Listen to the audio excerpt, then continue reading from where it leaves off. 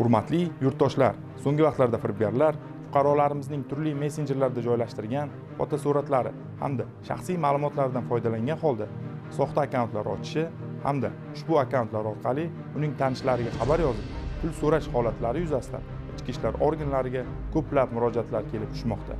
Bu kabi firibgarlar xabar yozish davomida go'yoki yaqin qarindoshi kasalxonaga tushib qolganligini yoki avtomashinasining yoqilg'isi tugab, ko'chada qolib ketganligini va shunga o'xshash turli xildagi yolg'on bahonalarni aytib, sizdan pul so'rashadi.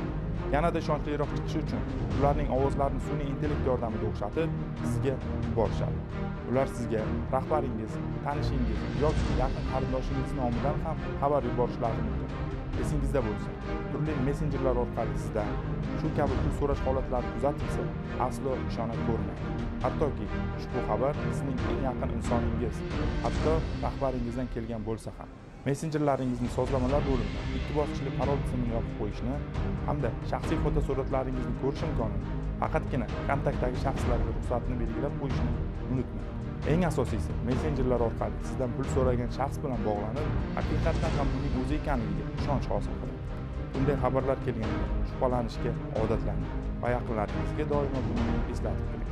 Ogoh bo'ling.